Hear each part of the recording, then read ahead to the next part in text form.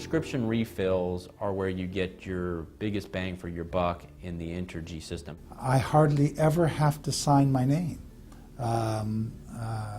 because of the prescriptions are going electronically, and that was something that was a constant interruption, was to be signing so many prescriptions and having this go automatically.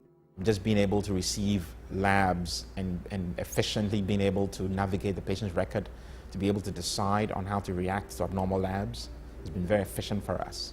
All our labs and most of our path reports come directly into the system, and so it's a one-step process in the fact that you're responding to the task of interpreting that laboratory data and responding to the patient at exactly the same time. We are involved for the past 3 years in a medical home model pilot program, and the software has been very useful to us in being able to pinpoint areas in which we can intervene so that patients can receive timely services and then result in not reducing readmissions, making sure that patients receive the services that are required, and then aggregate this information and report it in a way that is very cost effective for us. And with Sage, it really makes financial reporting a pleasure and optimizes finances for a practice. A lot of rejections occur because we have a breakdown between the front desk and the billing department, or the front desk and the doctor filling the papers out incorrectly. So by having an integrated database, everything's kept up to date.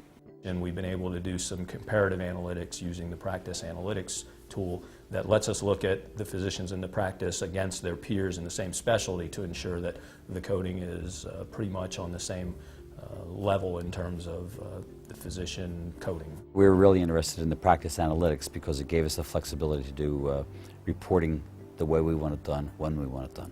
One of the areas that we see that has been very useful is the report writer, where we're able to not only see information on a patient-by-patient basis, but we're able to see information across all of our patients so that we know where there are trends, and it helps us tremendously in our planning process. In fact, the information led to us revising our whole collection policy. When the claims are processed in the evening, it goes through the initial scrub, so usually if there's anything right off the bat that was missed, is caught before it actually transmits out in the evening, so we don't have to wait for the denial to come back. Claims are more accurate because, number one, you've checked eligibility before the patients ever come in. The claims processing turnaround time, we used to be probably at about 60 days on average, some 40, but now our average gross turnaround days is usually around 25 to 28 days. We see the data, more timely.